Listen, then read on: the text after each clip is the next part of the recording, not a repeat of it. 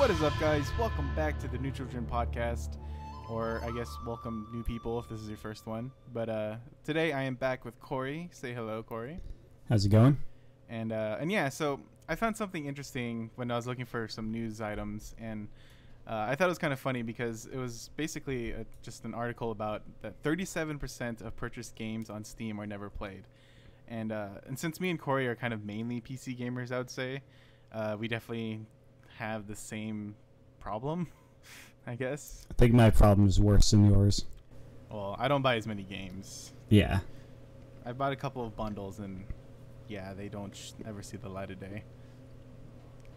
We were trying to figure out like what the percentage was. Did you know like what did you ever find out what the number was? I forgot what we were saying there.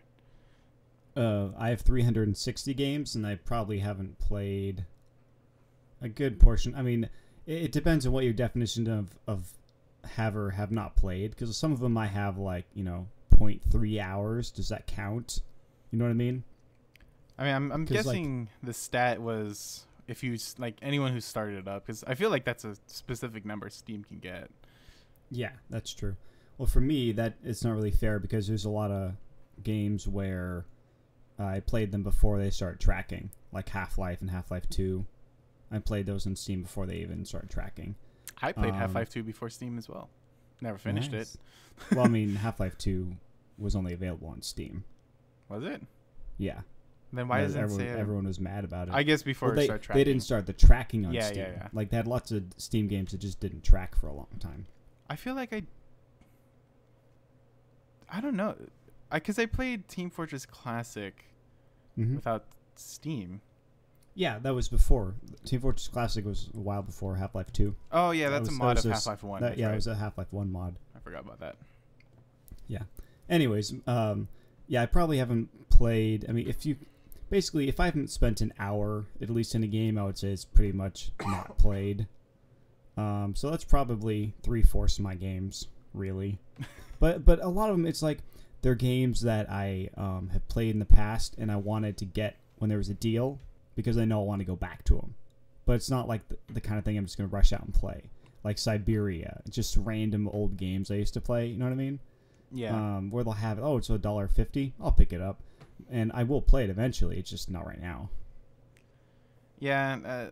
I mean, I've bought a lot of games that, like, I don't know if I would necessarily really even like. But I feel like there's games as a gamer, like, I should have just in my pocket that I can bring out you need to whenever. Know.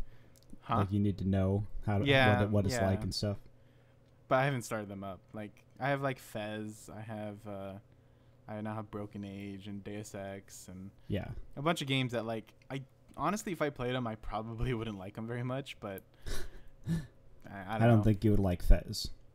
Maybe not. I don't know. I think you would like Deus Ex Human Revolution. Okay, there are things in it you would like. I think I tried watching that from a Let's Play perspective or whatever. I could never really watch it. It just seemed confusing. I don't know. I don't know if it was the way they're playing. It's Maybe pretty linear. I don't know if I actually watched it straight through, but okay. I it's swear a pretty straightforward linear game. I've tried watching like 2 or 3 people play it, and I've never really gotten anywhere with it. I don't know if it's just the story doesn't interest me or something. I don't know. But yeah, so you're saying like about 75% has an hour or less?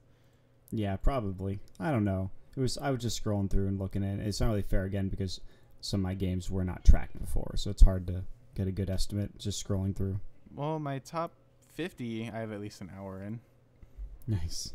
And then I have like 4 more games where I have an hour in them. So I have 54 games out of 130.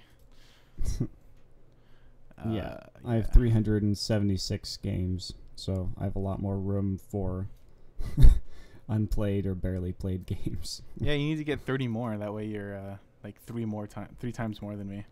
Yeah, well, it's always weird because like on one screen it'll say I have 376, and another one will say that I have 360. So like I never know what the actual count is. It's like sometimes it'll count DLC and different things, and other times it won't. So I don't know who to believe, man. Yeah. Anyways, do you want to get into the headlines? Sure. Hang on. I closed down the document. was Hey, I wondering am what you were first. doing. Okay. So, like, I don't know. I think it's the previous 2 podcasts we've done, I want to say, that we've had a news story where someone from Naughty Dog is leaving. Yep. And this time it is The Last of Us art director Nate Wells, and he's leaving for the unfinished Swan developers. It's kind of weird how many people have been leaving Naughty Dog. I brought up like maybe it's kind of like Bungie of like they're just tired of working under a they're a well-known publisher or developer, but they're stuck under being one console, being only for Sony or only for Microsoft. And I mean, Naughty Dog is, I think, owned by Sony, not just, I don't know how to describe it, but what do you think is going on? Do you think it's just people leaving and just maybe it's just one of those things where like so one big person left and then another big person left. Like, I don't know how big Nate Wells actually is. Well, I mean, if he's the lead art director, that's pretty big, especially in Naughty Dog games, because that's pretty core to the experience in those games is the art direction. But like, is it? I mean, I don't know, but is it rare for people like just because like I almost feel like this is a bigger story because it's been constantly happening. Yeah, no, if it was just this dude leaving, it wouldn't be even a story. Exactly. So yeah, so like I want to like I wonder if it's just one of those things where it just happens to be Naughty Dog 3 times in a row, or if something at Naughty Dog is really maybe not completely right. I mean, we saw the 3 creative people. Like, you're not seeing, the lead programmer, because it's the lead writing and directing and art direction leaving. And it's probably because they're like, oh, another Uncharted game? Great. Yeah, they did 3 of them.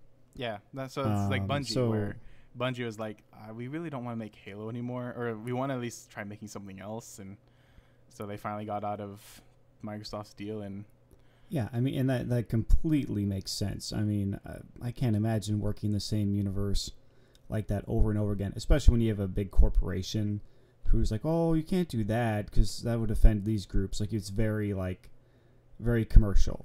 So as an artist, that would be really restrictive after a while. So and Naughty Dog seems Star Wars game. So a writer went to a Star Wars game. Well, yeah. I mean, that's questionable. I don't know. I like Star Wars, but I know you don't. No. I'm just saying it's just like because Star Wars is kind of I mean, I guess it's not too detailed that like you can create a lot of things within Star Wars, but you're saying like, oh, people want to go out and try new things and make a new game. Like Unfinished Swan was one of those games that like people touted as like so different, and I could definitely see an art director wanting to go somewhere kind of like that, but the head writer went to a established IP already. You know what I mean? So that deal was probably more about money. It was like, oh, they'll pay me 4 times what I'm making here. Yeah. I mean, so I think they all left for slightly different reasons, but the same core reason of like, okay, let's do something else now. Yeah, hopefully it's just that and not some kind of problem with Naughty Dog. I doubt it because they've been here. How long? Like Naughty Dog was with Crash Bandicoot even, right? Like they made that game. Yes, they did. Crash Bandicoot from PS1. Bandicoot. Spyro. Oh, yeah, I guess they did that one too. Yep. They did dang it, I have the remastered version of it on PS3. Jak and Daxter. Yeah, so they've had a really I don't think they did the game you said. Yeah, they did. They did? Yes. It's on their website. Oh, weird. It's on their wiki. Oh, they have Jak 2, Jak and Daxter, Jak 3, Uncharted, Uncharted 2, Uncharted 3, and Last of Us. Crash Bandicoot was maybe they're before ashamed. Why? That was one of the better PS1 games. That was like one of the games to combat like Mario. Yeah, maybe just because it's not their like new, style. I mean, it may have also changed like presidents or something. Like it's like, oh, we got a new people. We made Jak and Daxter. This is our, our thing. Whatever. Yeah. I mean, that was in '96. Yeah, that was a while ago. know how relevant that game is now. Yeah. Yeah, no, they've had a very good track record. It's not like they've been churning out games that were poorly received or didn't sell well. No. So, They're always very good. Yeah, it's very strange. So, the next story, Minecraft will allow saves from previous generation to this gen. At first, it was announced that the PS3 saves from Minecraft would transfer to PS4, and then, like, I don't know, a day or two later, Microsoft was like, wait, we have that too.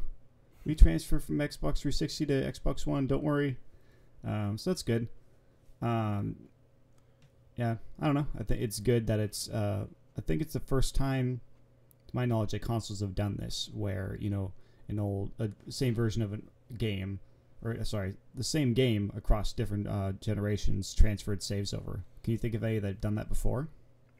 No, yeah, it's a very weird, like, especially even nowadays where it's like games or consoles leave behind their old generation as much as possible, right? Like, I mean, this generation is trying to kind of get back to being, because like the whole thing is like no consoles are, what is it called?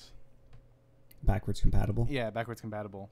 But, I mean, they're doing some like digital stuff now, but like, especially 360 and PS3, they're like, I mean, from what I hear, also it's a hardware kind of thing, but it's just like, yeah, I understand the idea of like, no, well, if we allow you to, if you do that, if you make it backwards compatible, a lot of games will probably stick to being both Xbox One and 360 or PS3 and PS4, and then it would give less incentive to buy the consoles when they're most expensive.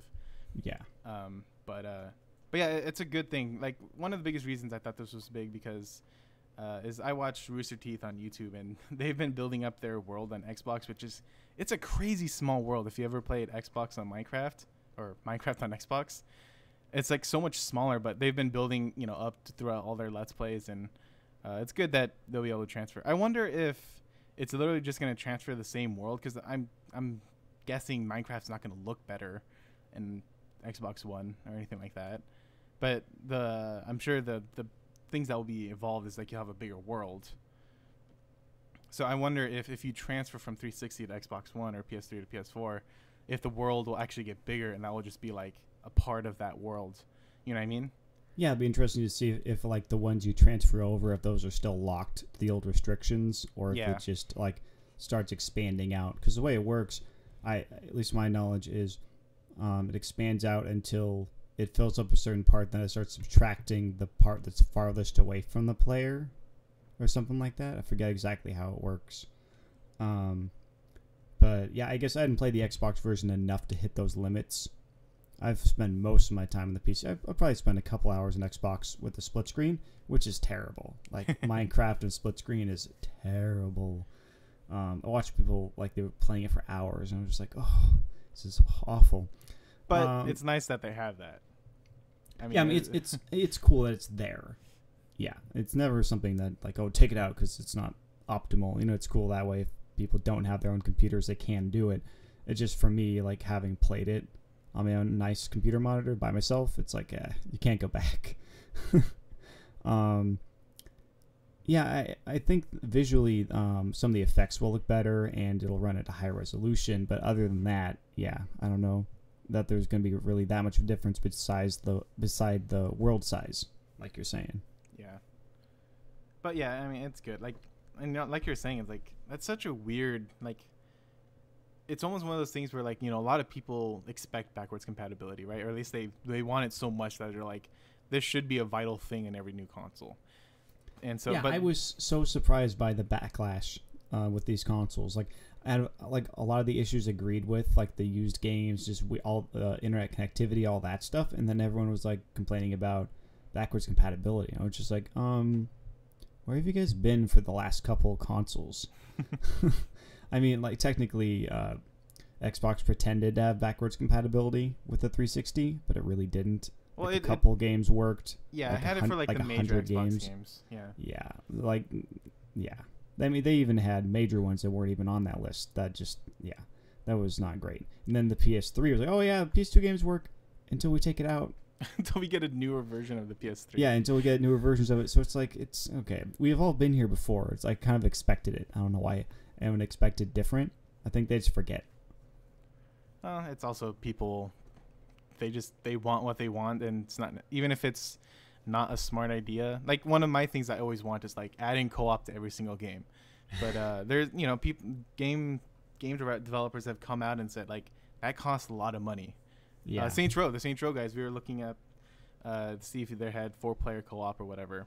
Yeah. And I ended up looking up, and they said no, they don't have it. And it's like why? Like, GTA has it. That's a really cool idea. And they're like, just straight up, they're just like, we don't have that budget. Like, we had to decide on this or this, and co-op. We have 2-player co-op already. That's pretty good already. I'm sorry for the guys that have 3 or 4 or 2 or 3 friends, but maybe you could go play GTA 5. But we're still here. If one of your friends is sick, now you can play Saints Row with your friend. Wow. It seems weird. It seems like the hardest part would be making it multiplayer, not adding one more player. But okay, that's probably more to do with how the systems work in the game with like the posses and stuff, or whatever it's called. Yeah. Well, I mean, like, I don't know how accurate it is, but the Game Dev Tycoon, that oh my gosh, that game, like, I mean, I don't know how accurate it is, but money was for everything, like co-op to like better AI to Oh yeah, no, that's definitely real. I just anyways, Happy Wars and Plants vs Zombie hits the PC. Ow. What? Happy Wars, it hit the PC. Sorry, that was terrible. I apologize. Have you heard of Happy Wars? I have seen it, yes. Okay, I posted on my brother Josiah's Facebook wall because he was really into it when it was on 360. I don't really know anything about it. I just knew that he would be excited. It's like it's kind of like a MOBA, actually. Oh really? Yeah, but oh wow. It's like Smite, I guess you can call it. But I think it has other things like I think there's some kind of building maybe. It's been a while since I've watched someone play it, but it's kind of like a fun small version of Smite, I guess you can call it. Nice. Now we have another MOBA to play. I mean, I don't know. I mean, it seems to play a lot different though. Like, it's not like here's your 3 lanes. Separate your team into the 3 lanes and do this and that. Like, it's they have like different maps that are completely different, I think. But in the end, they have minions that are streaming at each other, and then you have a base that you have to defeat on the other side. Yeah. And we should specify that we're talking about number 2, Plants vs Zombies 2. Plants vs. Zombies Garden Warfare. Yeah. Not just Plants vs. Zombies or Plants vs. Zombies 2. It's the third-person shooter multiplayer game. That's sort of like I don't even know what... I mean, there's like a horde mode, like a co-op horde mode, and then there's just regular multiplayer where you have kill streaks and stuff, but it looks like a lot of fun. It looks like just a silly, fun multiplayer game. I was disappointed when it was only on Xbox for a while, but now it's coming to PC in June, so that'll be extra cool. When does Happy Wars hit? I didn't check that. You what? I didn't check when Happy Wars hit. There's a beta until May 13th. What the hell? Okay. I guess it's coming out then? I don't know. It's a closed beta, too. Oh, weird. Wait, oddly, in order to apply, testers need both a Steam and Xbox Live account. Whatever. I don't care. It's Microsoft. When it comes out, yeah, I mean, biggest reason we included this in our headlines is because we're always looking for co-op games to play, and those are 2 co-op games. Yeah. Or at least could be co-op games.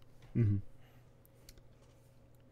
So the Ace Attorney sets its sight on the 19th century with its new series called The Great Ace Attorney. What do you think about this game, Ryan? Okay, so the reason I added this one in, like, I don't think Corey would have ever added this in if it wasn't me doing the news stories. But Ace Attorney is probably my favorite series of all time, and so I'm always excited for Ace Attorney news. Same with, I was with Dual Destinies. The main reason I got a 3DS, and it's so basically the Ace Attorney has always been about Phoenix Wright generally. I think he's in every single game, even the spin-offs, and he's generally the main character, so it's always about him, always in the same time period with the same general cast of characters. every so often there's a new prosecutor or a new, helper or whatever. But this time around, they're going back to the 19th century when I think when they're saying Japan was getting more modernized or whatever, or westernized. And it's interesting because I'm someone who gets attached to characters. Like, the whole reason I play the Ace Attorney series is not necessarily because I feel the gameplay is immaculate or the stories. I mean, the stories are generally pretty good, but I generally go for the characters and just see how they interact with, whatever thing hits them at that time. And so I found it kind of interesting that they're going to go completely. I mean, apparently the main character is going to be an ancestor of Phoenix Wright, but it would be interesting. I think they're even changing the gameplay somehow. I don't know how exactly, but I just wanted to bring it up because it's my favorite game series, and I'm going to talk about it whenever I can. That's cool. It's interesting that they're. I mean, it's a pretty bold move to just say, "Oh, we're going to scrap all the characters you like." It's still going to be, obviously similar, and have callbacks, but it's kind of cool. Yeah, I don't know exactly what it means for like the old Ace Attorney series. Like, it didn't seem like they're talking like, "Oh, we're moving on" or anything. It's just, well, we want to try something new. Like, they had Apollo Justice. That was one of the spin-offs from the Ace Attorney series, and where Apollo Justice is a new lawyer who becomes the main character. He interacts with Phoenix Wright because he's like Phoenix Wright's student or whatever, or underling. I can't think of the right word.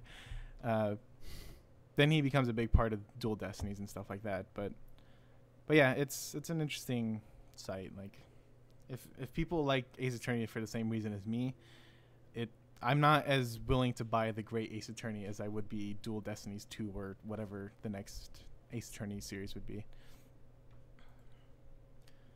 Anyways, E.T. is... I'm not going to say my stupid joke. So, I don't know the whole story about it. It was something like E.T., the game came out, because the movie came out, I believe, at the same time. And, they're trying to do the whole movie video game thing. But E.T., the game, is so bad that they had so many copies of it that they had to supposedly put it in a landfill, and it, like, I guess, sank to the bottom of the sea or something, or sank to the bottom of the sea. I don't know what happened. I think more about this than I did. Well, I mean, just that basically Atari was betting on the success of the E.T. film to sell this game, so they had one guy build it in something like 2 weeks or something ridiculous, and he did the best he could, but it was completely broken and was just awful. So the rumor was that they actually manufactured more copies of the game than they had Ataris in existence. That's still speculation, but the even more salacious thing was that they went to a New Mexico landfill and buried all the extra cartridges. And I never believed it. I was like, what? That's way too crazy. But this documentary, actually it's an Xbox documentary, or Xbox Studios documentary, and they actually dug it up and they found cartridges. So I actually really want to see the documentary now. I mean, that's kind of the point why they're doing that. But it totally worked. I mean, it's interesting. What's funny is the angry video game nerd has always talked about it. Like, his persona hates E.T. Do you know Angry Video Game Nerd at all? I've heard of him. I've never. His stick is basically he gets really angry at bad video games and swears and blows stuff up and just silly things, and it's entertaining. But I like some of his stuff. But E.T. was always his thing, and he actually is in post production on a film where, like, they go and find the site, and there's like government conspiracies and stuff. So it's really weird timing that he's like in post production of this thing with conspiracy stuff about this, and then it gets discovered for real. God damn it! Yeah, exactly. Well, he's kind of excited because it just raises more interest in his thing probably overall.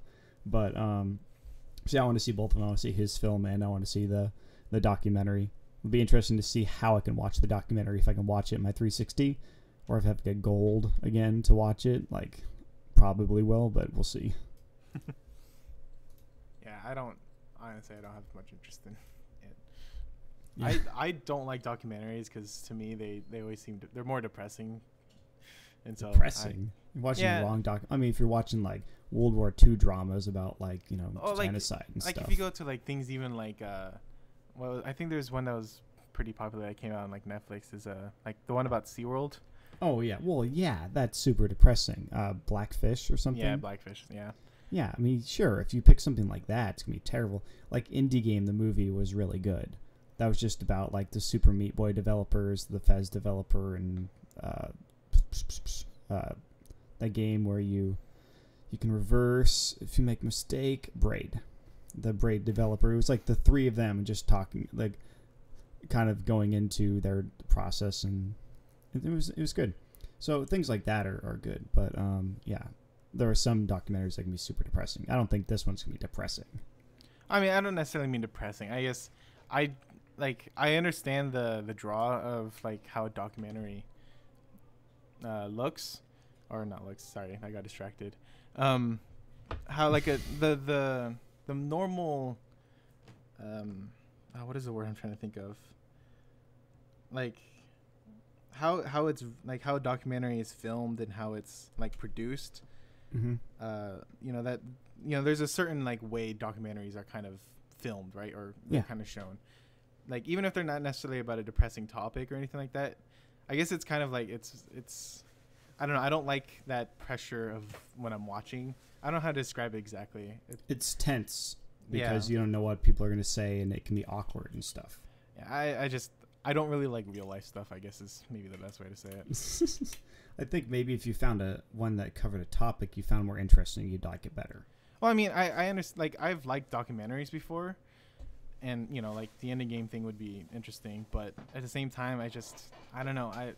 I don't want to spend an hour on something that will have troubles and ups and downs. It's just like I have that in my life.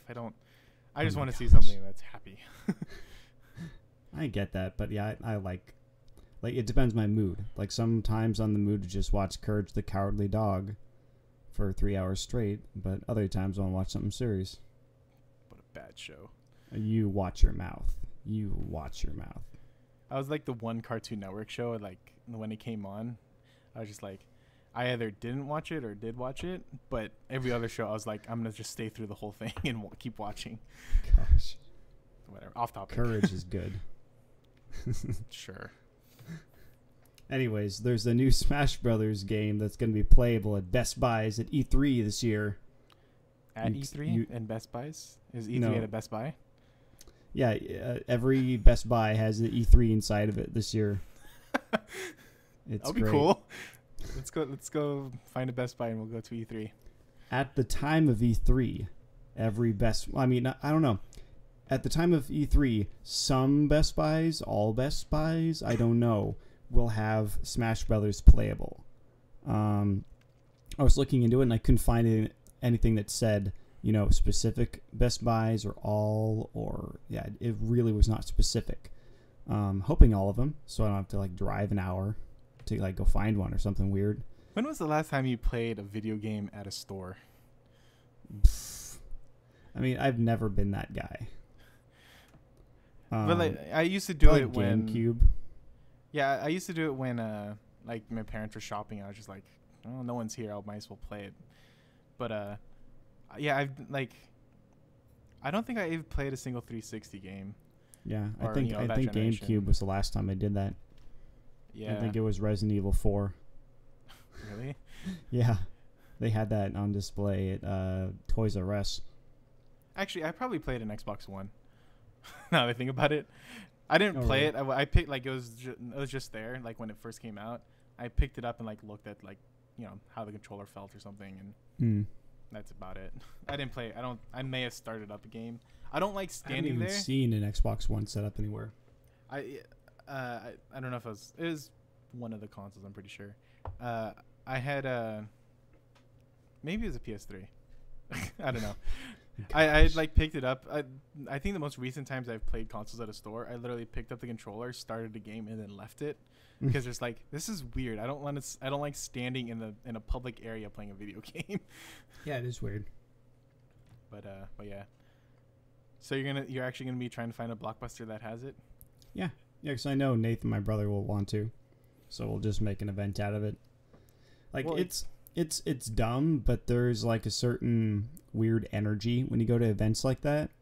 like were kind of scary sometimes with people, but it's fun. It's fun just for the people watching factor. Like whenever we've pre-ordered games, which I mean, like a physical game, which I haven't done in a very long time. Probably Modern Warfare 2. That's what I did. I That's definitely the only did game not. I've ever pre-ordered.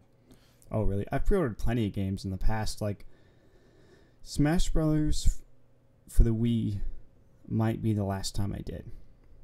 Yeah, that was probably the last time I did, and it was fun. But it was also like, yeah, we're not doing that again. I think Brawl may have been the game where I realized I don't need to pre-order games, at least in the area I am at. Mm-hmm. Like, I think it was just like after school one day, I was just like, well, I want Brawl. Brawl came out, and like I had some classmates talking about it. It's like, I just went to like Target and bought it. It's just like, okay.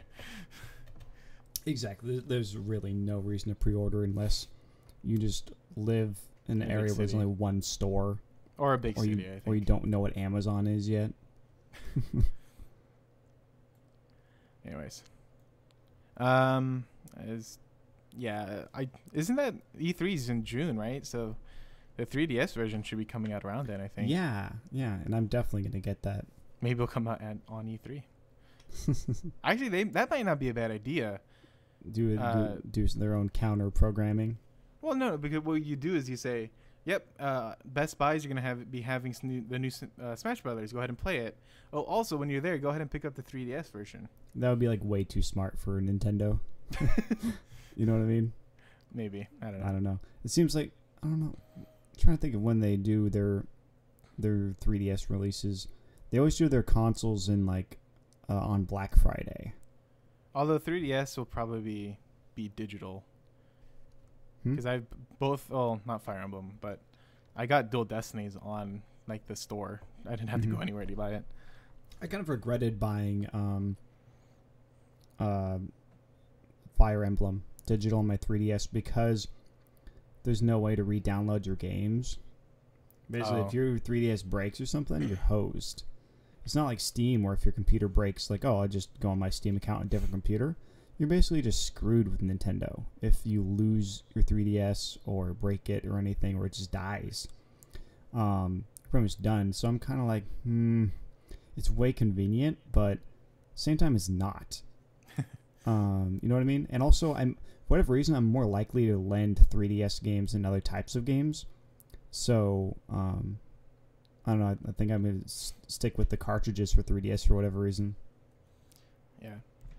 Anyway, speaking of how smart Nintendo is on their advertisement and stuff, Mario Kart 8 pre-order gets you $10 of real gas. What are you going to be doing with this newfound gas money? Putting that towards my drive to work. Putting on the drive to get Mario Kart.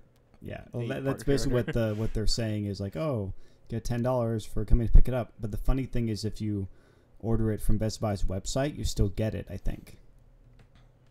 So you can just have it shipped to you and still get the $10.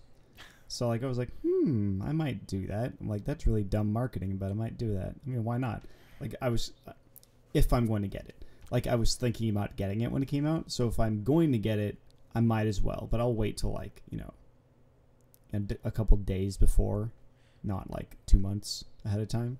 Yeah, I was gonna say like, well, that's free $10. Like that's not a bad deal for anyone buying it. But then I was like, wait, it's Mario Kart. Hey, now. I mean, I understand there's people that, there's going to be older people, 16 and up, that play it, but there's still supposed to be, in the end, Mario Kart is supposed to be a kid's game. I don't know. It's kind of the kind of game where, like, it would actually appeal quite a bit to the older crowd because it's more of a casual game now. I mean, it's always been a casual game, but... I mean, the characters like Mario is not going to go if you showed a picture of a Mario type character to a teenager or even like to 20s, and you're like, does this make you want to buy any product from this from this mascot? You want to go like, yeah, it's so cute, I want to buy it or whatever. No, it's the kids are going to go like, yeah, Mario, he's funny, Yoshi, he's cute or whatever, and I'm going to buy that. Yeah. So whatever, but $10 is $10. Hey. Free money. I think it's like a MasterCard thing you can only use at gas stations or something. Like, I have no idea how that's going to work. So when you play Smash Brothers at Best Buy and pick up the 3DS version, also go ahead and get those $10 of gas on your to get home. Yes. My Nintendo dream is coming true. Mecha Reggie will save us all. And you called Nintendo bad or not smart. We should have talked about the Reggie Mecha thing or whatever. Did you watch that? No. There was just like this guy made a robot version of Reggie and like snuck into Nintendo, and like he's the guy who changed the plans for them to have Super Smash Bros. At Best Buys. Okay. It was like the guy from Mega 64 or something. It was bizarre. Okay. Yeah. Anyways, I think that's it for our headlines. I have no idea how long that went. I don't think it went that long. But next we're going to move into... so I wanted to call it the... Oh, crap. I forgot what I was going to call it. Extended news discussion. Because then it spells out end. And it's like, now let's move on to the end. No, do you get it? Like, it's extended news discussion, END, end. And then we like move on to the end. But it's not the end. Oh. Anyways, wow, my news we cared hurts. about, or at least the news I cared about, technically. A bunch of things has happened in League of Legends. And it's kind of interesting because it's a lot of the things that happened. Like, if it happened in sports, it'd be just par of course, right? It's something that's not unusual, something that is just, okay, whatever. But since these things are happening in esports, which is a brand new, a brand new thing, basically. I mean, it's not brand new, but it's a growing thing. And especially since it involves kids that are, that range from like 17 to, 25 or something like that. The things that are happening were, kind of hard and kind of weird, and it's a hard place to kind of debate. And I'm going to bring up a couple of the things that happened, and I'm going to get Corey's kind of perspective on each thing. All right. So the first thing that happened, like, you're not going to care about the news stories, but I'll get you a question. Don't worry. How dare you? So one of the NA teams, CLG, or Counter Logic Gaming, they finished third in the most recent split. And their top laner, one of their players, Nien, is stepping down from the team. This is the best Counter Logic Gaming has finished in a long time, and they've looked really strong.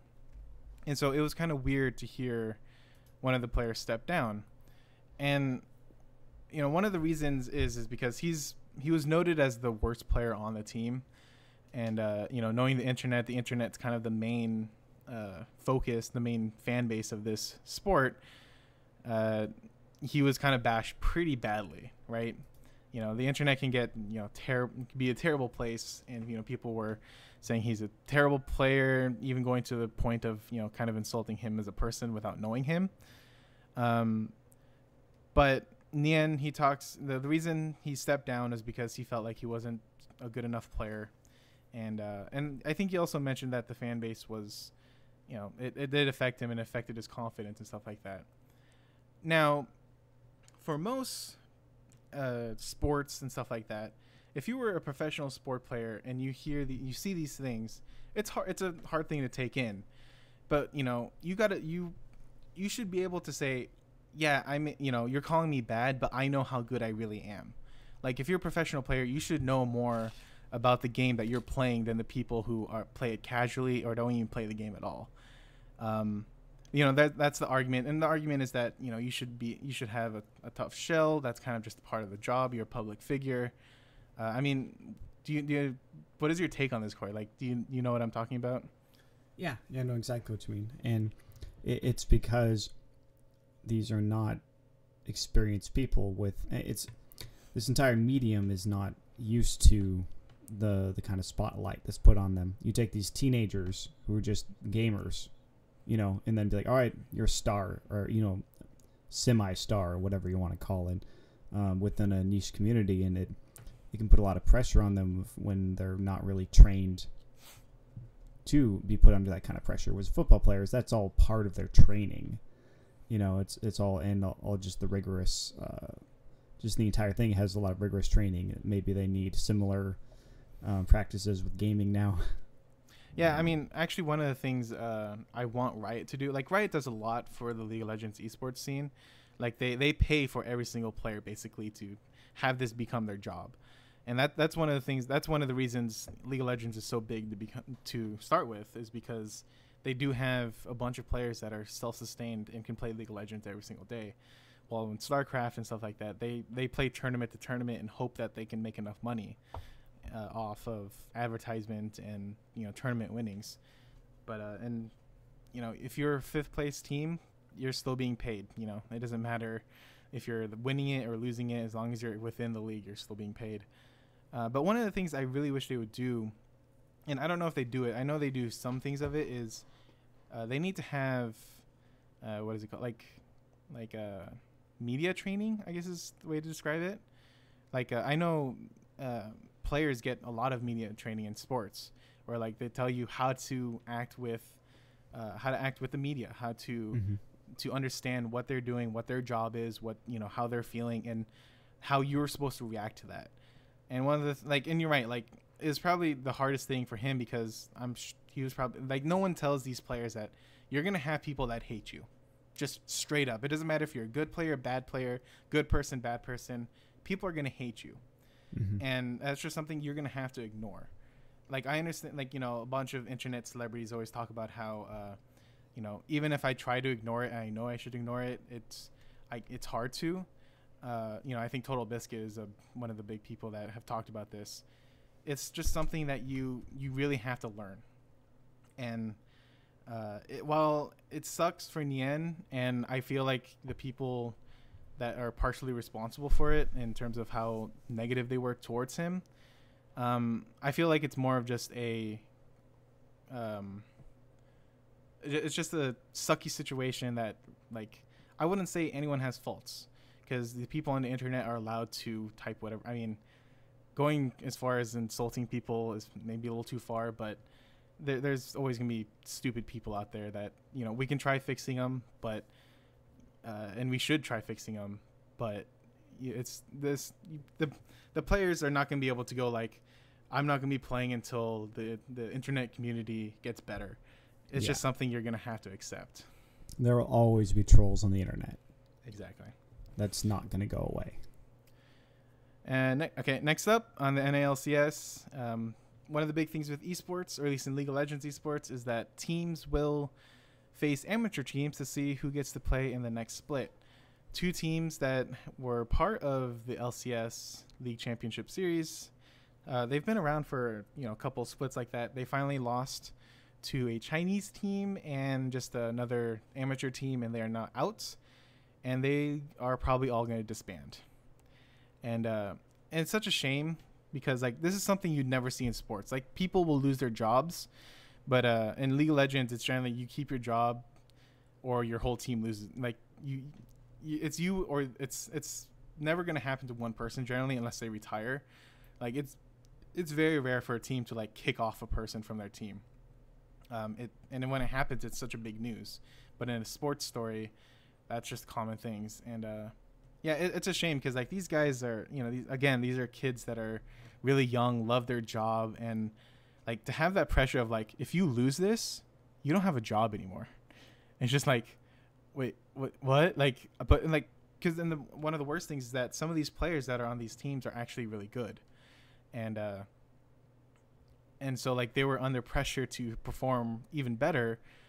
And then, if they didn't perform, or if, their teammates couldn't step up when they needed to, they just lost their job because of, their teammates.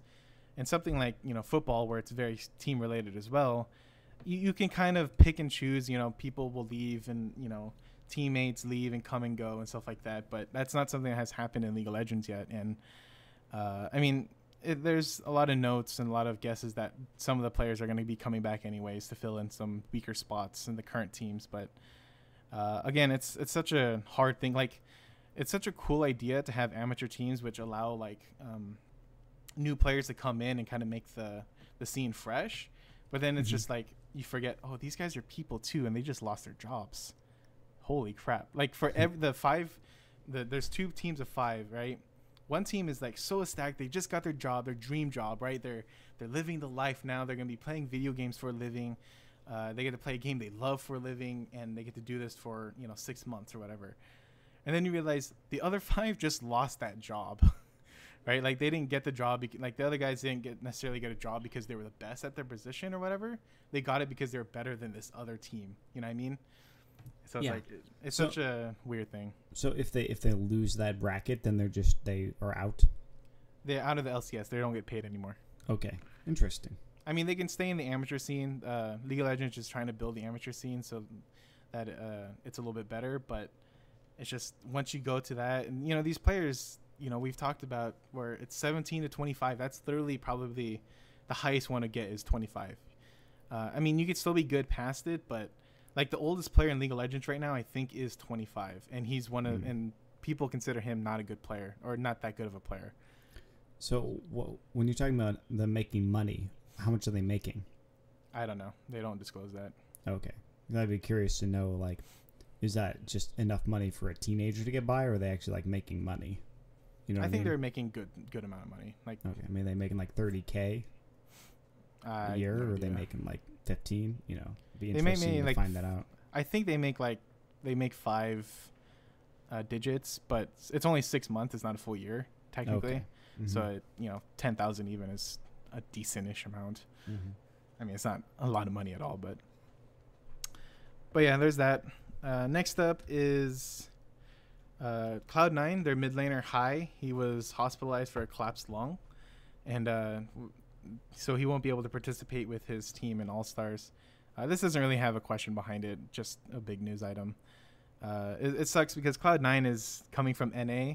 NA is starting to get people from EU, people from Europe, from China, from Korea, and Cloud9 is a team that is like full of American and Canadians. I don't even know if there's a Canadian on the team, and so as an NA North American fan, like it's our pride that's like this is our best team. Like even if we have all these other players coming in that aren't originally from North America, these guys are, and now they're going to go face off against the teams in the best teams in the other regions, and their mid laner can't make it, which sucks. I mean, he's okay.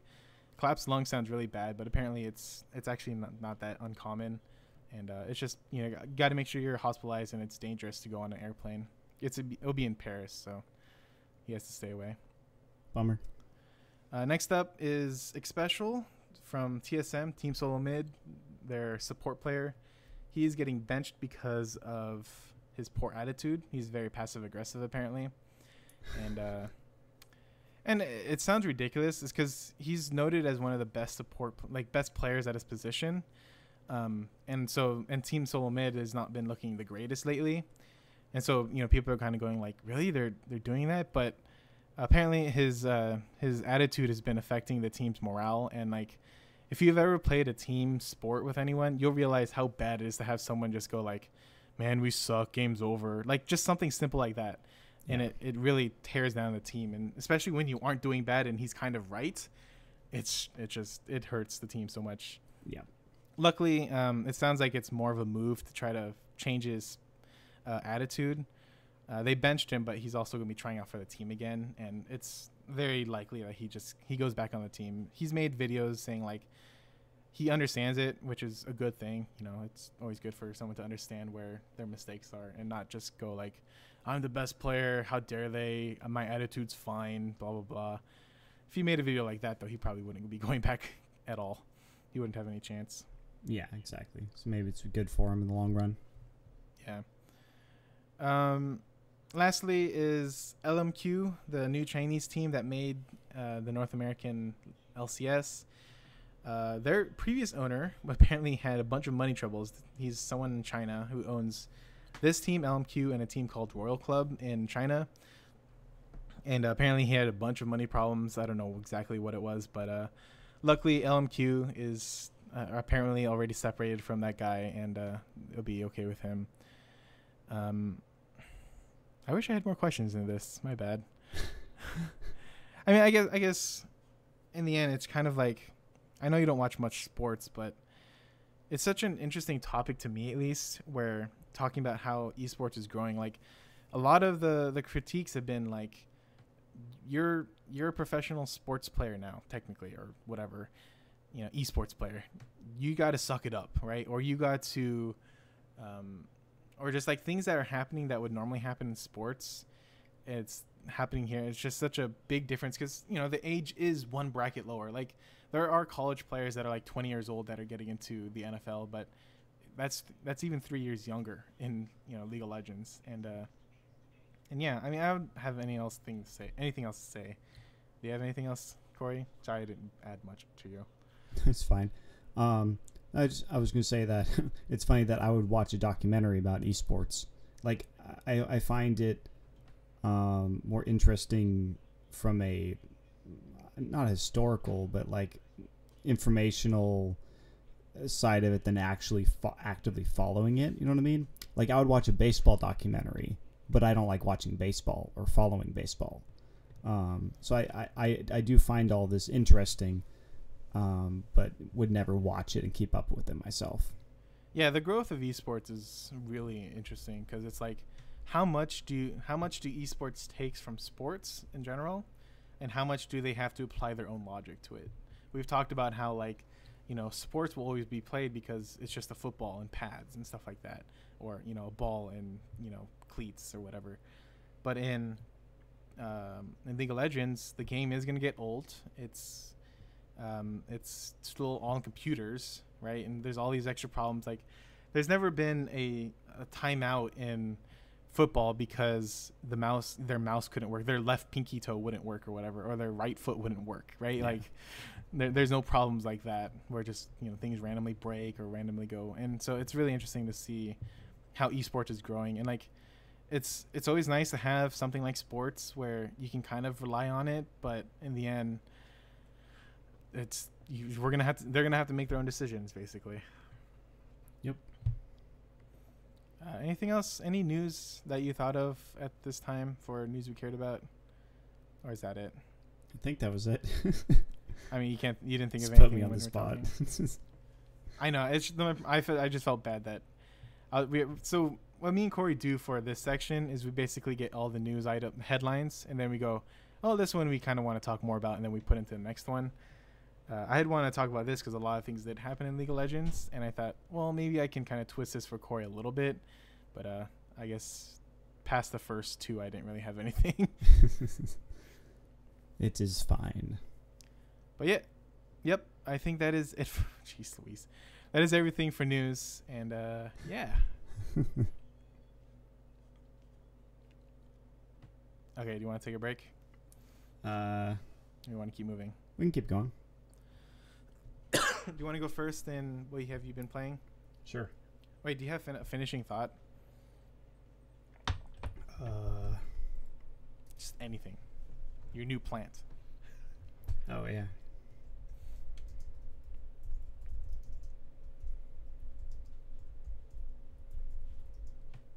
I don't have anything, though.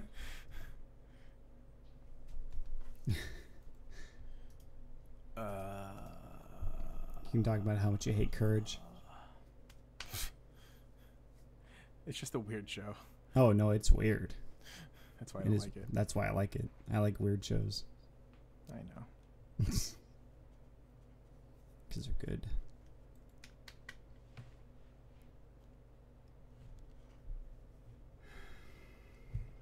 What do I want to talk about? I can talk about how I forgot to start the Skype recording. Sure. So hopefully none of our things mess up. Oh, I was supposed to be recording this whole time? No, that'll just be me talking to myself. That would be... You fake sync it for no reason. Because you would sound like a crazy person. I talk to myself all the time. What are you talking about? I actually do talk to myself. Gosh. Of course you do. It's just my way of thinking. I think out loud. That's normal. That's normal. I think it makes sense. It allows me to actually think. You just like the sound of your own voice. Admit it, man. I hate my voice. I've actually had to, like, I don't hate my voice. Like, I'll admit, like, because my voice isn't, I don't have a lisp. I don't have a super high pitched or low pitched voice, but I don't like it like anyone else. I wonder if singers don't like their own voice. They're so full of themselves. I probably love it. All singers? Yeah. Every single one of them. If you sing, you're full of yourself. Ooh, I have Powerpuff Girls Defenders of Townsville on Steam. Oh my god. It's like a Metroid style game. I'm not even kidding. Oh my god, I don't know what to talk about. I guess I'll talk about this anime. We can talk about the Mikaku City storyline or whatever it's called. Mikaku City? I don't know how to say it. Mikaku City. Mikaku City? Actors. Yeah. I don't know how to pronounce things either. That's the funny thing about I anime. I remember how it's spelled. It's. I think it looks like Mikaku. I just think of Mika Kitty whenever I see it. Oh my god, there's nothing to click on here. Let me just go to my... What the hell? There we go. I like Frozen. You like Frozen? It had Frozen. Okay. Well, they said I like Frozen. I don't know. I've never watched it. You I probably would too. I don't dislike it. I just... People post that song way too much. Let it go. Let it go. Okay. Let me go through everything real quick. So, do you want to do games first or me? I'll do games first. Me. Do you want to start the discussion? Or Sure. I'll let you introduce it. Okay. And then do you want to go first in finishing thoughts? No, you have to go first in that one. Me? Mm-hmm. Why? Well, my voice just cracked. you ask me and they're like, what? Why? Like, why'd you ask me if you wanted to go second? No, I'm asking why. You said you have to go first. I was joking. Do you want to go first or no? Me? I don't care. Okay, I'll go first then. Okay. Okay. 3, 2, 1, go. Okay. I'm gonna redo it. Hang on. Let me think about how I ended the last section really badly. I guess I could just do the cheesy thing, but 3, 2, 1, go. So next up is what have you been playing? And this time around I haven't played as much. So Corey, I'll let you go first. All right. We played some Smite, which is a more action-oriented MOBA game, free to play, where you play as various deity.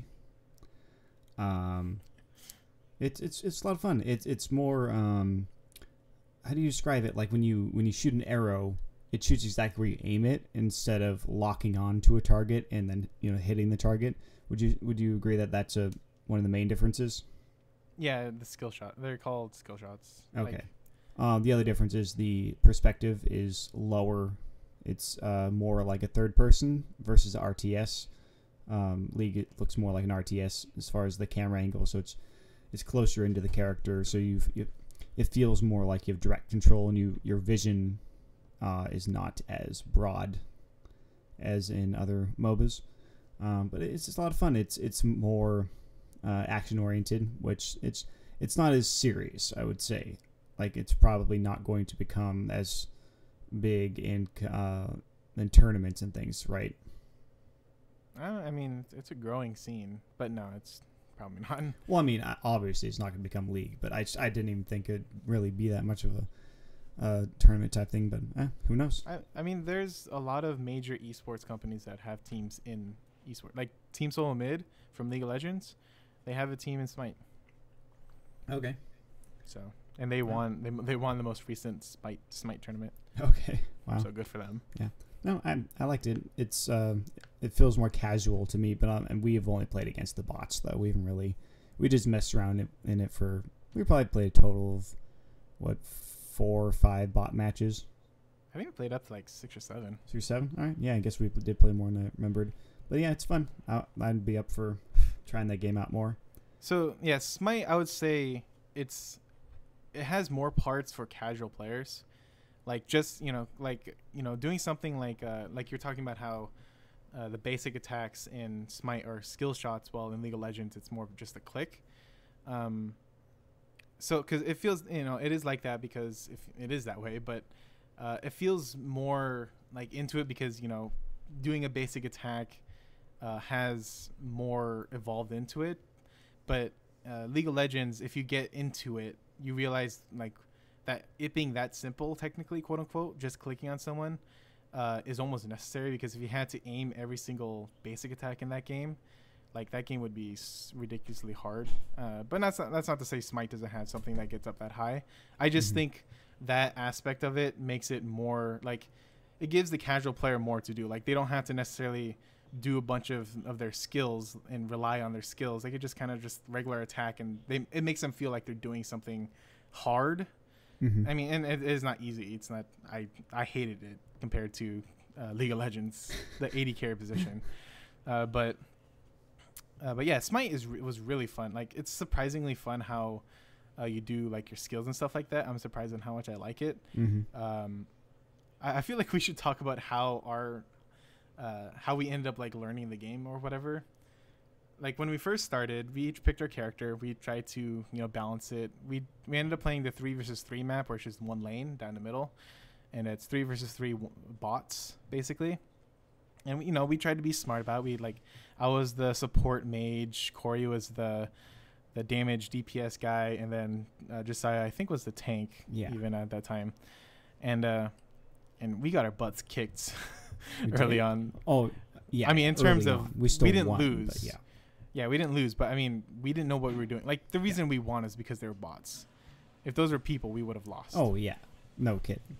But then, so the first game took like, I don't know, 30-40 minutes or whatever, just to get down that one lane. And then we started to understand it, even started using different characters that we had never played, and we're still beating the bots in like 13 minutes. And it's just like, well, I mean, wow, granted, we do have some experience with MOBAs in general, so I mean, parts of that definitely carried over. I know, but like that, we struggled so much even knowing that in the first place. Well, yeah, the first time, yeah. And so, I mean, there's still things that we're bad at. I mean, we're bad at the game in general, but yeah. But yeah, it's. I was surprised on how, to me at least, how rewarding it felt to use your skills. Like I don't know how to describe it. Like I don't know, just something about it where just like when I pressed 1 and then clicked and then did like all my skills into a combo kind of thing. Just something about it felt really cool. I guess because maybe all of it is skill shots. Yeah. Like there's a character in League of Legends called Rise where none of his skill shots or none of his skills are skill shots. It's just literally, if you have your mouse over the character and mash your keys, you'll technically be playing the character correctly. And I don't like that type of character. But in Smite, since there's nothing really like that, even like assisted things are skill shots. Like I was a support character where I had to like connect with like someone and then they do like more damage or something like that. I could miss that and it would suck. Yeah, I would always hear Ryan behind me. Oh, I missed. Like what? It was funny, but yeah, it was a surprisingly fun game.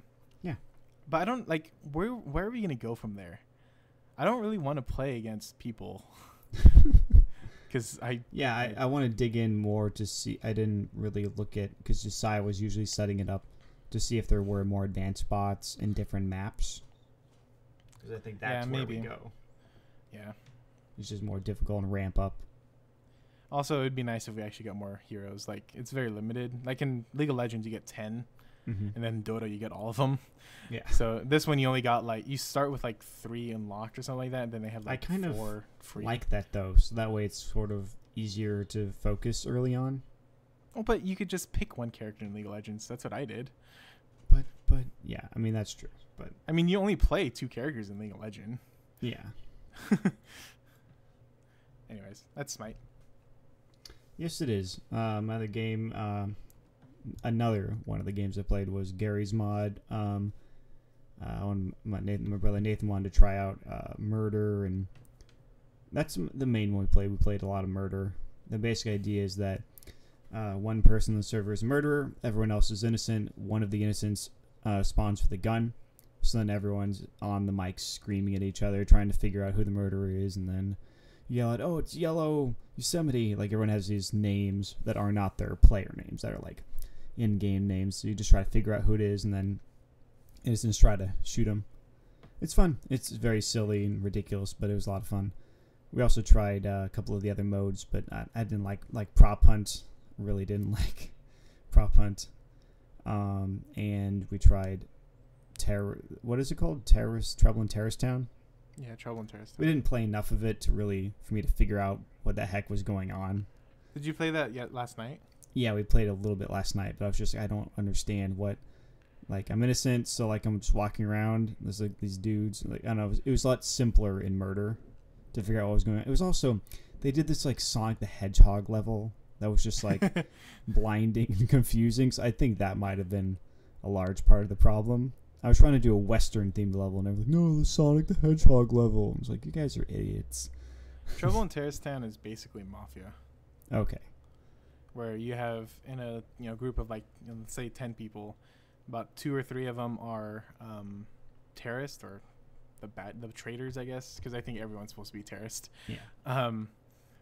There's 2 or 3 of them are bad guys, and the only difference with it in Mafia is Mafia, like, it has like daytime and nighttime, or at least the way I play it is nighttime is where all the killing happens and no one can really see it. Yeah. In Trouble in Terrorist Town, it's basically murder. Like the bad guys have to find a way to kill people off without people seeing them, or trying to do it at least safely, or waiting until the innocents just start shooting each other. Yeah, so like that's the problem. It's just kind of like if innocents just kind of stay together and like maybe slightly separated, it's like that would just ruin the game, because like it'd be really hard for the bad guys to win. Yeah. So it's about it. You have to have that one person that are like, that's like just because like, oh, that guy's a bad guy, kill him. Oh, now he like then people will react to that, and then people will react to the reaction, and then it goes from there. But yeah, you're also supposed to talk a lot and stuff. But yeah. Yep. So yeah, I want to try that one out more when we have more time. The other game we played was The Ship, and that game continues to be a better concept than execution, I would say. Like, I love the idea. I love how we played games that are very similar to each other. Yeah. This one, you have a target. You have to go assassinate. You go to find him on the ship. The 2 most frustrating things are there's a run, but it only lasts for like 2 seconons at a time. That is weird. So, I think it's just so that when you're trying to kill someone, because like some items don't kill in one hit. Yeah. So people can't just outrun you, because it's whoever runs first will then be the faster person. Yeah. But I guess Yeah, it just makes walking around really boring. But part of the problem is just a lot of times you have to like not get spotted by guards. A lot of times it's not really good at like what? How did I get spotted? I don't understand. Was probably the most common complaint. Yeah, I actually really like the game. I think it's executed pretty well for what it is. I do think the one problem with it is that so you can get spotted by cameras, you can get spotted by security guards, but I think there's also a thing where if there's just a bunch of people that watch you, I don't know the amount or if it's true or something like that. Maybe it's just like the PC guys, the computer guys.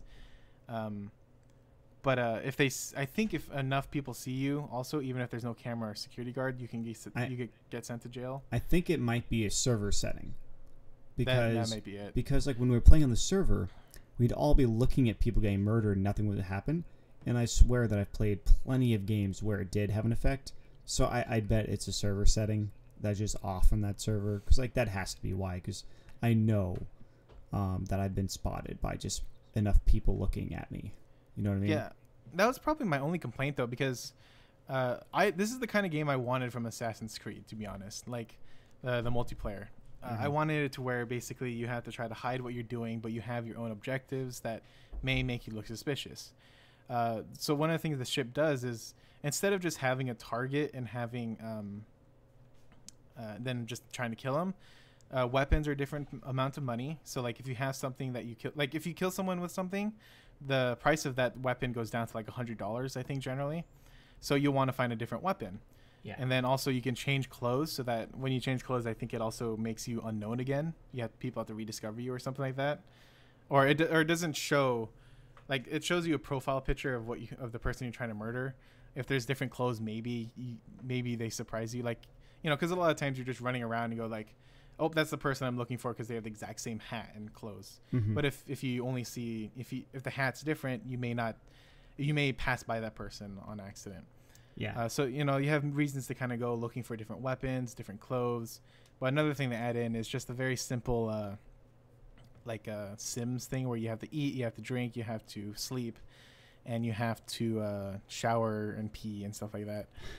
And I think that's a really important part because it doesn't allow you to just like sit in front of the security guard, or it gives you another thing to do rather than just kind of walking around or following your targets.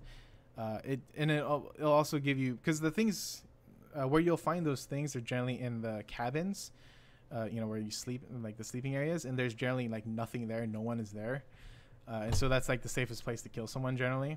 Mm-hmm. And so you know, so it kind of gives a safer place to kill people, right? Yeah. So I feel like that's what I want in Assassin's Creed. And you know, there's problems with the ship. It's a really crappy looking game and stuff like that. But yeah, I think in concept it's pretty dang good. And I think it's executed pretty well for what it is. Yeah. I think it just was that server we were playing on. Also, it allow like, what's nice about it is it's the whole sneaking around, trying to find your person, trying to. I guess you're not trying to you're not trying to find a trade or anything like that, but you don't have to talk in the game at all. Yeah. Like, which is nice. Like, you know, but talking could probably help a little bit. Maybe. I guess you don't really. I guess there's no reason to talk at all, though. I don't know. Anyways, that's my idea on it. I like it. Yeah, I like it too. It's pretty good. But that game we played was frustrating. I don't know why. You guys were doing fine. I wasn't getting, and I was still losing. Yeah, we were all within, like, out of like 12 people, we were all in like between 1 and 6th place or something like that. It was just I was just getting frustrated when I was getting spotted when I didn't think I should have been, and then other times where like there's 10 people looking at me and someone just stabs me and gets away with it. Like, that was frustrating when that normally wouldn't happen in the game. That was my only issue. So another game that I launched, Endless Legend. Take that percentage off the Steam game list. Yeah, exactly. I mean, it's early access. I just bought it. It's early access. I don't usually buy early access, but I heard good things about it from Scott Johnson, another podcaster who really liked it and basically said it was Civ but fantasy. So I was like, all right, I'm buying that game. And I had actually noticed it in Steam before. I'd actually had it on my wish list, but I didn't want to like spend the money to try it myself. So when someone else tried it and said it was good, I was like, all right. So the only bummer is the tutorial isn't live yet. Like, I hate that with early access games, where it's like the game's there but no tutorial. It's like, well, how do I figure out how to play this game? Like, I think it's similar enough to Civ that I'll figure it out. It's just figuring out the UI, basically, because everything, like, you found a city, the city has different things that it makes. You know, it's all pretty straightforward. So is there like magic? Is there like magic? Is there like magic? Is there magic? Because it's fantasy. Yeah, I assume.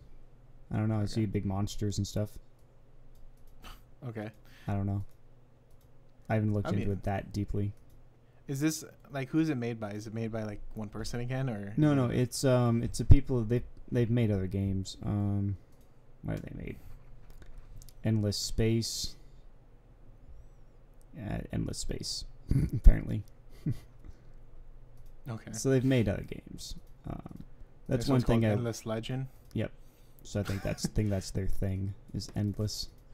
Could it be a thing with only 2 things? Yeah, because if they did it twice, they did it on purpose, you know. So they're probably gonna keep going with it. Can you imagine they did it on accident? Oh my gosh! Like, oops. Wait, guys. I mean, it's our thing. Yeah, that's why we did that. Exactly. That was on purpose. Yeah. I mean, like, there's like mirage is a word I really like for whatever reason, so I've probably used it in multiple things on accident. Nice. Maybe they love the word endless. Anyways, is that it? All your games you played? I think that's it. So for me, I've only played one game. Well, other than Smite, Gary's mod in this shit, but we talked about that already. Is Persona 3 FES, F-E-S, which is, I have no idea what that stands for, actually, now that I think about it. It's like the special edition, and it's a Persona game. Persona game is a Japanese RPG that mixes like the dungeon crawling of like a Final Fantasy, but then has a like a life version, like I would say like The Sims almost. It's not like as in depth of The Sims, like you don't have to take care of like eating and stuff, but you go through like a school life because your character's just supposed to be a school person, who happens to also have like a special power that needs to be used to save the world, basically. But yeah, so what happened with Persona 3 was I've played the game multiple times. So I have one save that's on the original Persona 3 that was up to like 20 hours or something like that, and I'm pretty sure I was maybe I don't want to say I was halfway done even, but I may have been. I played like 20 hours of that, and then I moved on to the new version because I started to follow a guide that will help me basically 100% the game in one go. And I played up to like 6 hours or something like that, but then I screwed up on the guide because I didn't accomplish something that I needed to. How could you?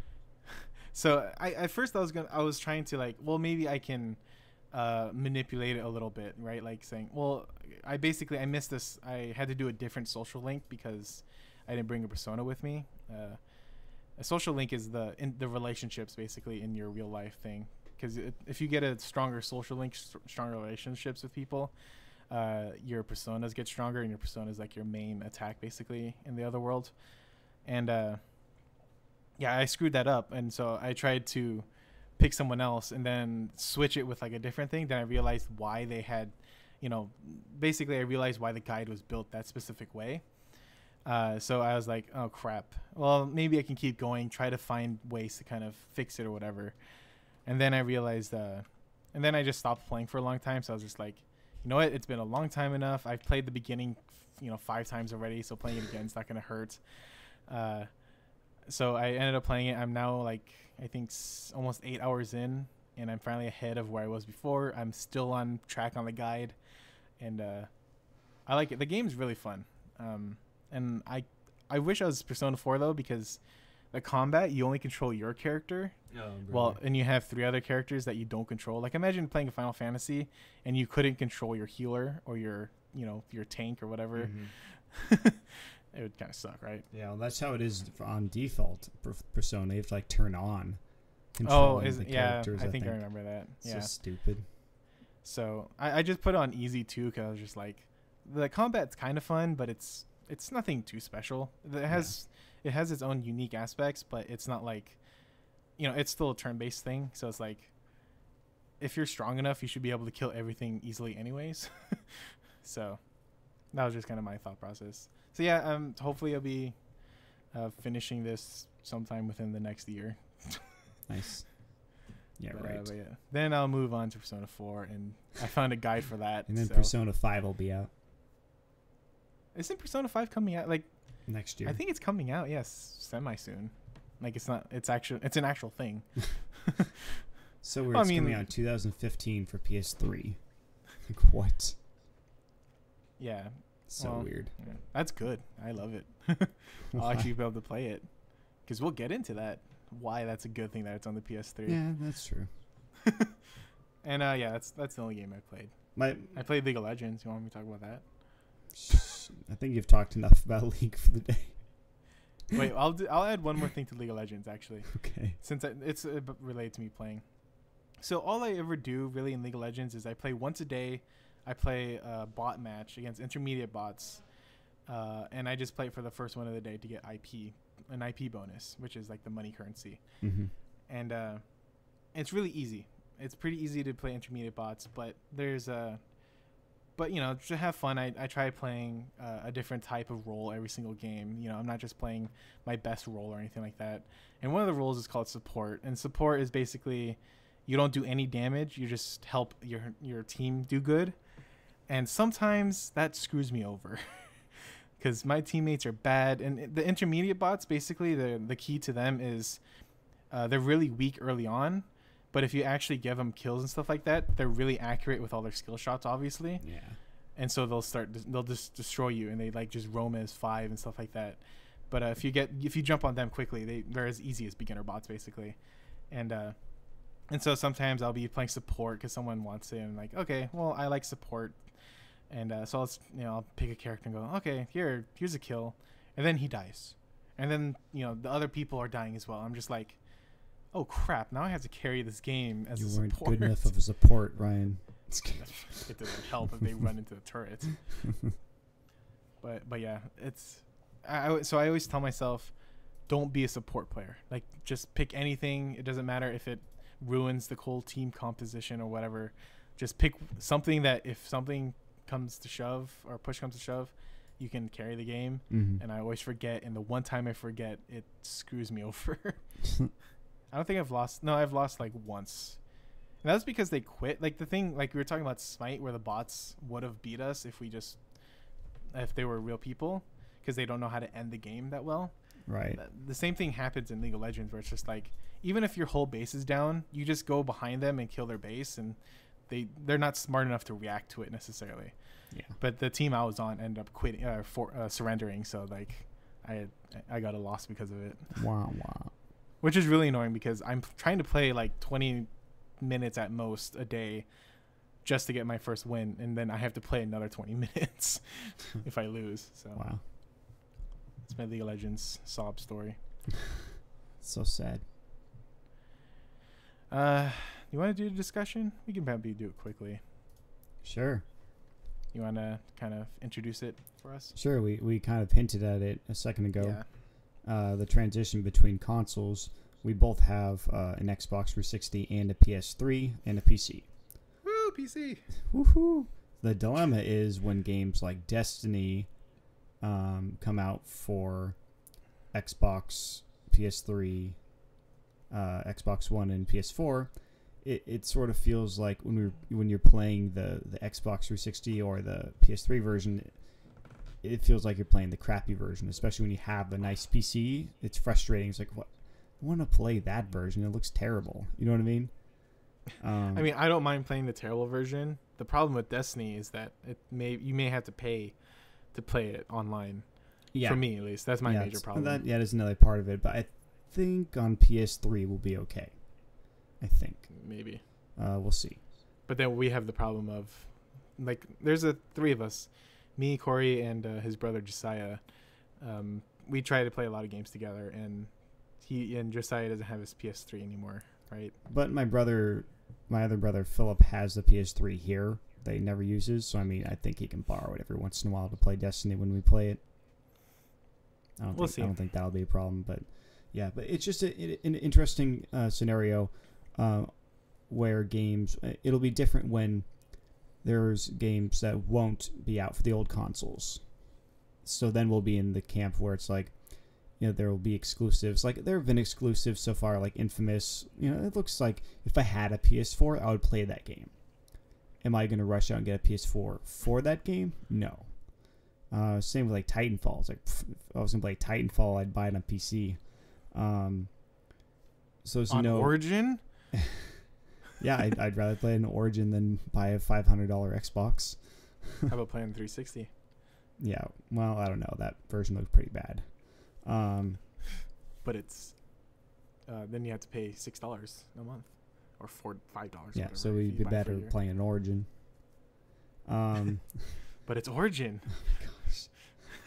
Trust me, I know, but it's not that bad. We have that on record. Oh my gosh. SimCity was a great game at launch.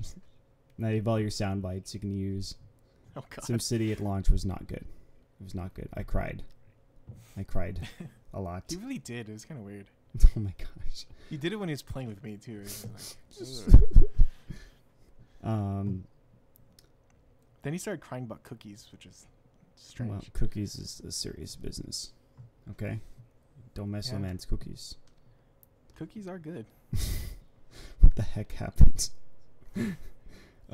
Anyways, yeah. So the transition between consoles is always awkward, but yeah, I mean, I would say, to be fair, this generation is probably the nicest to PC in a long time. Yeah, that's true. Like Watch Dogs is coming out for PC, and that's a game both of us care about the most, I think, right now. There's some other stuff, but I think most of it's coming to PC. Even like murdered sole suspect. The people who made the infamous Deadly Premonition. The next game will be also on PC. I was pretty surprised by that. When you said infamous Deadly Premonition, I was thinking of the game Infamous. No. I'm just like the infamous what? game Deadly Premonition. Wait, but aren't they making that other game? What? Deadly Premonition. That's the weird guys, right? The Sweary? Yeah.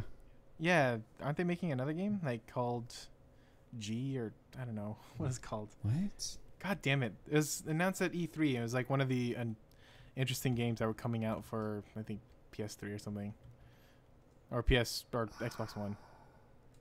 Sweary. How do you spell sweary? Swear-y, I think. I don't think so. Games. Buffy's swearing keyboard. Oh, it's SWERY.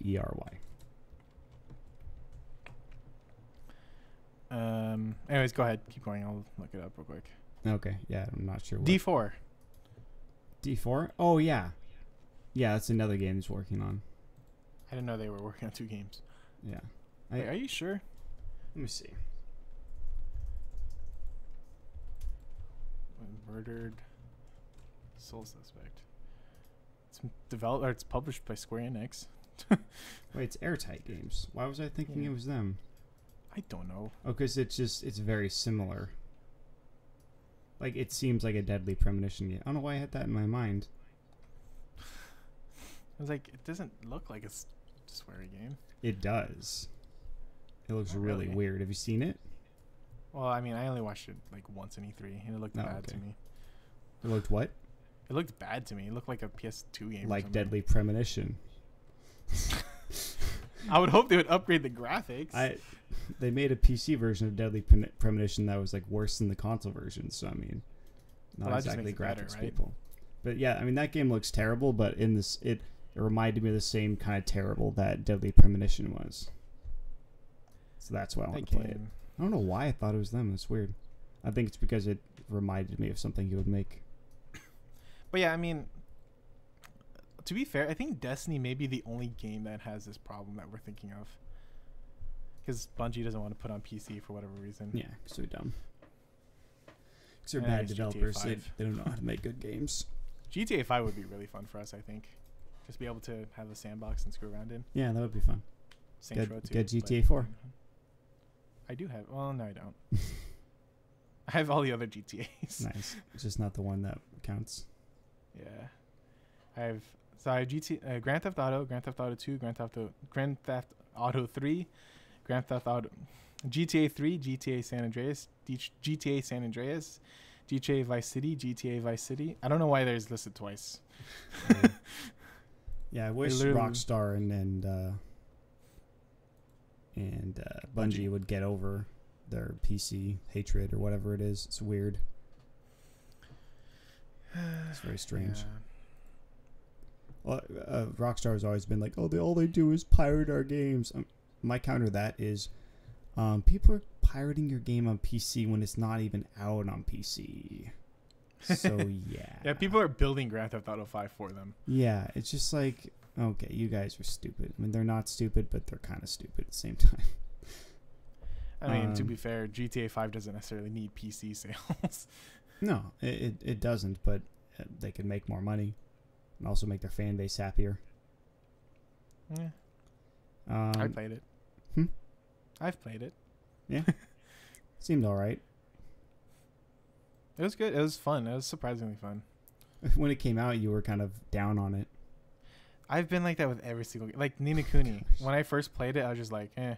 Now it's one of my favorite games. Nice. Whatever. I got to the part where I picked up the wand. And that took like 2 hours. Persona's worse. I've played 8 hours. I finally have a full party. Nice. But in Persona, Like, there's no like weird little gnome dude who's obnoxious with like a Cockney accent.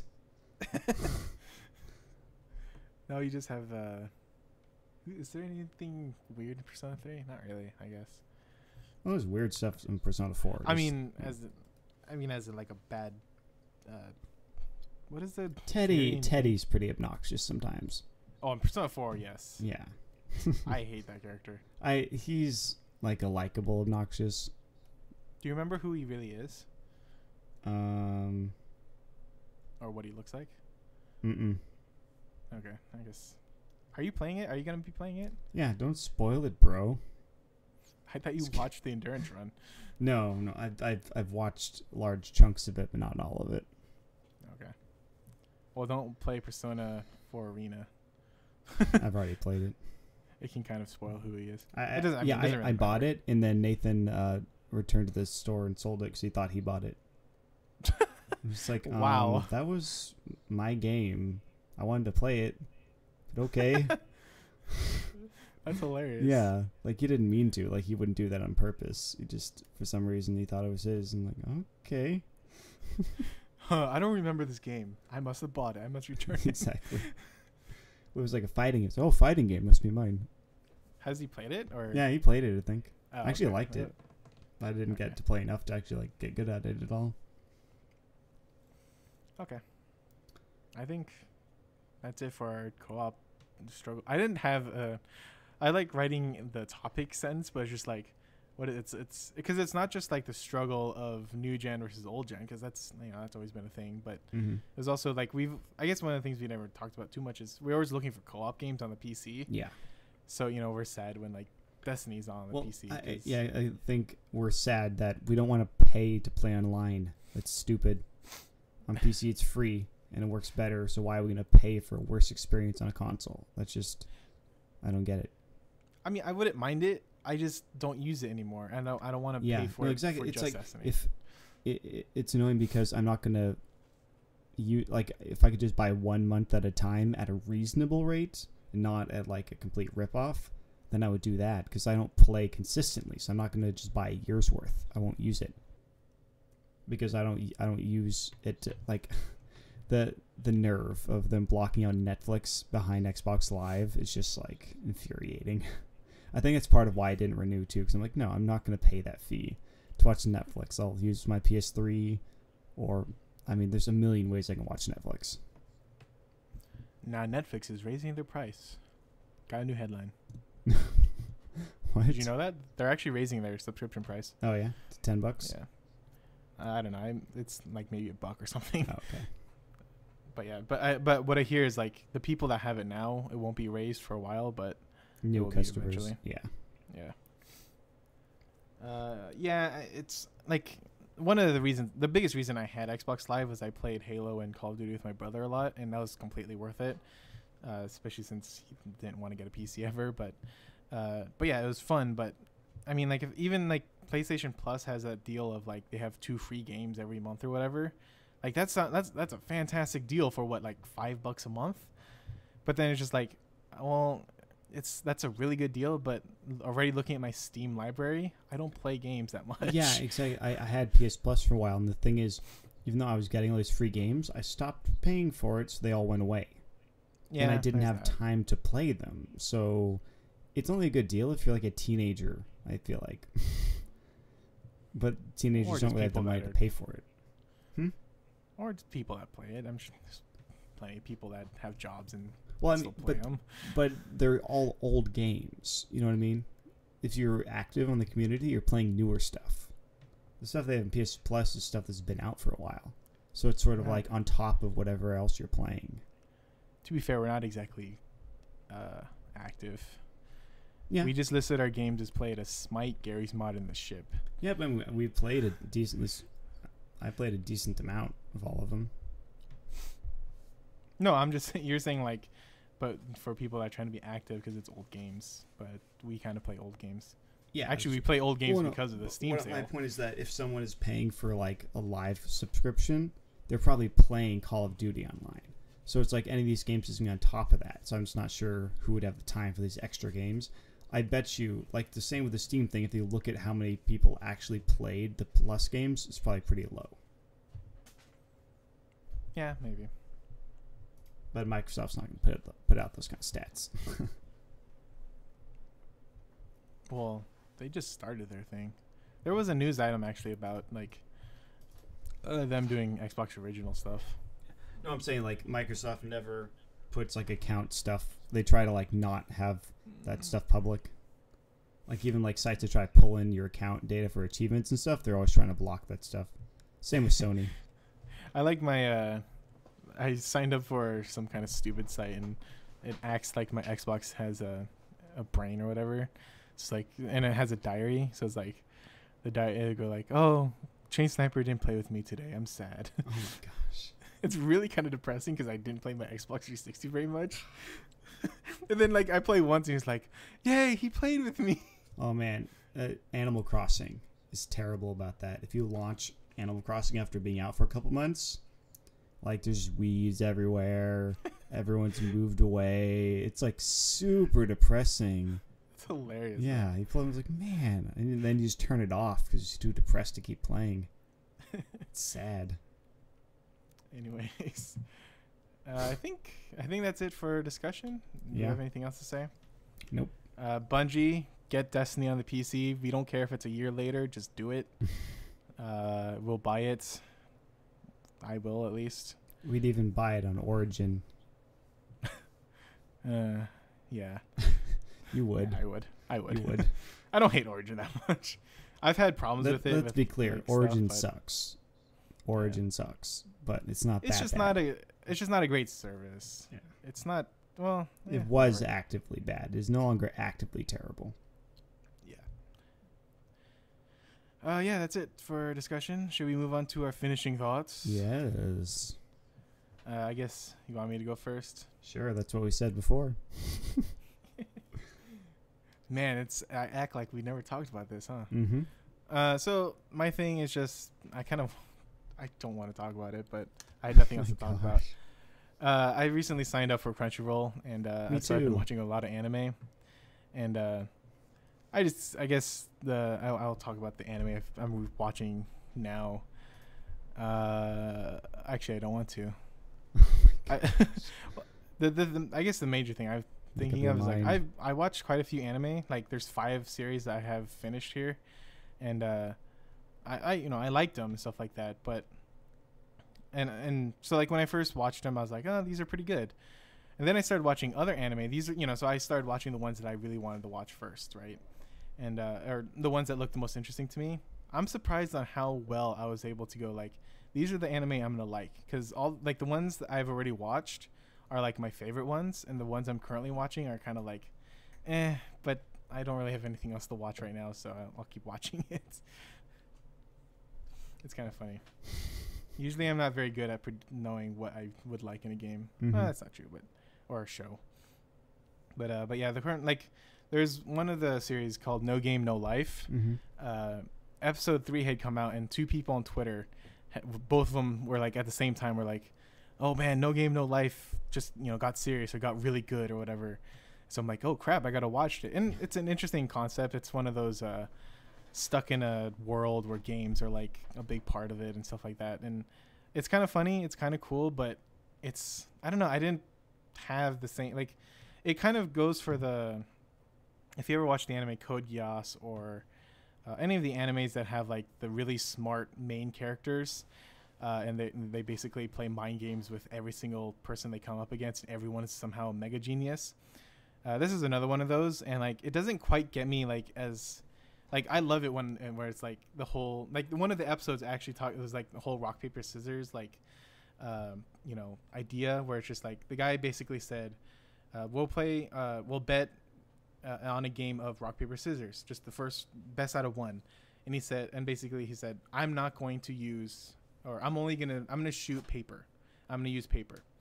And so then the girl goes into her mind and goes like, oh, he said this and the probabilities of this and that and this and that, and she went into it, and he ends up winning anyways. And like while that's very fabricated obviously because it's a show, it's something that usually gets me excited, but No Game No Life hasn't quite hit that point of like, oh, that was really cool, even though it's fake or overdone or whatever. What is it called?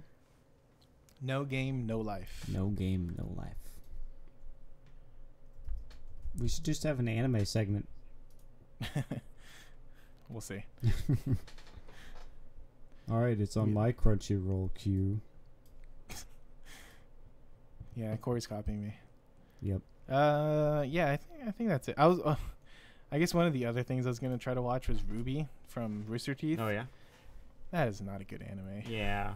I don't know what I watched, how far along it was. I don't know if I didn't see the final thing, but what I did see, I was just kind of like, real anime's better.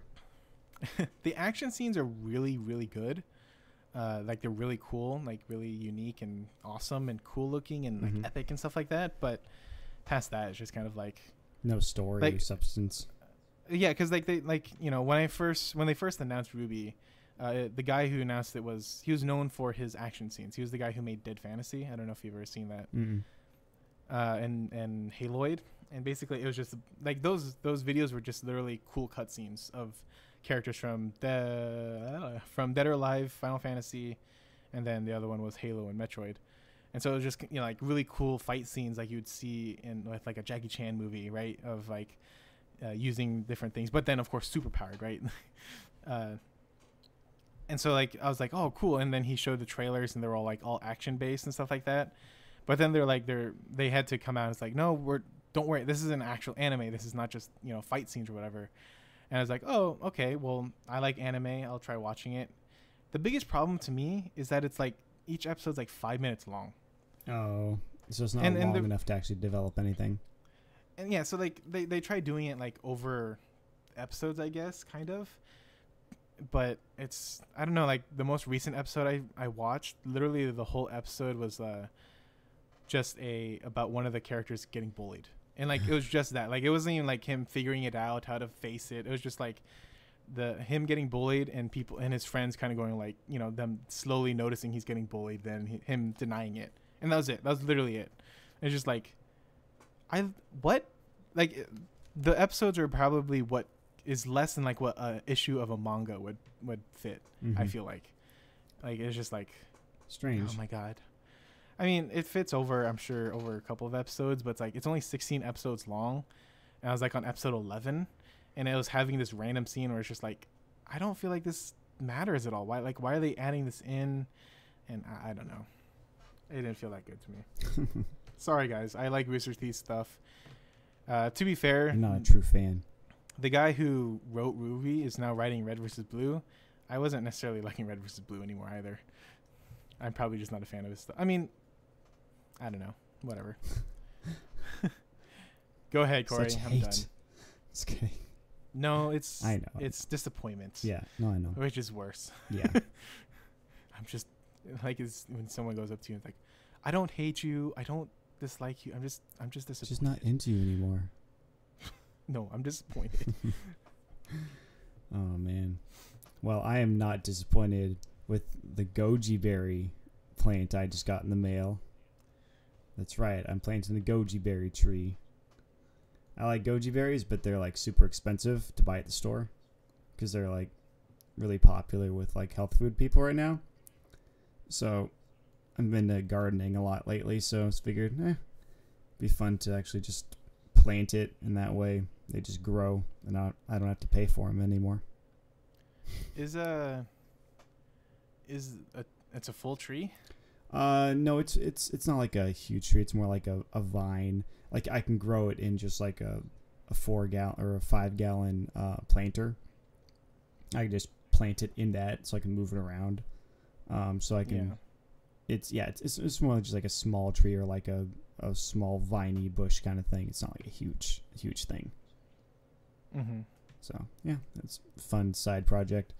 I'm redoing the backyard, and we just planted a new vegetable garden. I'm gonna plant a flower garden for Mother's Day, and then another vegetable garden the other part of the yard. So it'll be fun. Yeah, my mom went way into gardening, and then she kind of just stopped. Yeah, we kind of like we'll do it 1 year, and we'll kind of take a break and do it again until it goes to crap, and then we rebuild it again. Yeah. I don't have much to say about gardening. I will say I don't know if it came with this house, but we have a lemon tree. My God, if you count how many lemons we've used from that, like also giving to our family members and stuff, that's probably like I'm gonna guess thousands of dollars saved. Oh yeah, lemon and orange trees are great because they're They don't really take a lot of maintenance. They just gotta do their thing. We have an orange tree too. Oh yeah. Yeah, Nice. but we don't use that one as much. Oh. The lemon is a big one because you use it like to cook. Oh, yeah. With like a sprinkling lemon. We use both a lot. But yeah, vegetables. It's nice. Like we plant lots of tomatoes because we use tomato in a lot of stuff. So it's very handy. Just walk outside and grab a tomato. I mean, because if you spend, especially I'm starting some stuff from seeds. So if you pay $3 for a packet of seeds and you plant, 4 lettuce heads or more, it comes with hundreds of seeds. It's a lot cheaper than paying, $1 or more for each head of lettuce. I mean, to be fair, I guess you have to include like how much it costs to water them. Oh yeah. There's definitely other factors. Yeah. But like overall, it's also just like a relaxing thing to do. I have to water some plants. Like we have some hanging plants in the front of our house, and my mom always has me water them, even though I was never part of the gardening. So it's just kind of like, okay. Well, next time you should be involved more. That you'll feel a part of it. I mean, there's something very satisfying. I do feel part of it now because I've watered them. It feels very satisfying to like eat something you've grown from the ground. Like it sounds stupid, but it's fun. It's like you planted that thing, it grew, the fruit or the tomato came off it, you took that fruit and you ate it. There's just something satisfying about that. That's why I have pigs. What? Why you have pigs? I have pigs. I grow them and just eat them, and bacon tastes so much better. Oh my gosh! I didn't say it tastes better. Okay, it's more appetizing. No, I said it's satisfying.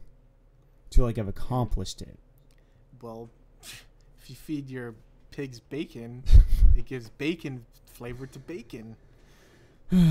Anyways, done talking to you.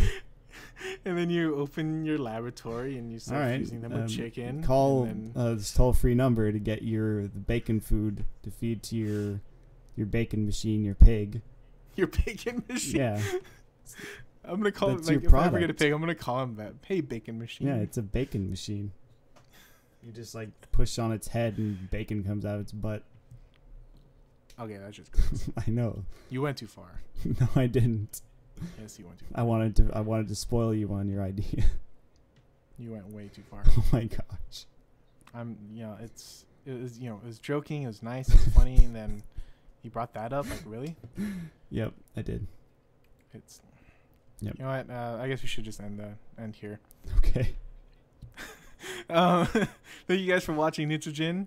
Actually, Corey, I want you to take this out. Yeah, thanks for watching Neutral Jing. Tune in next time and see our pretty faces again. Wait, what? A preview?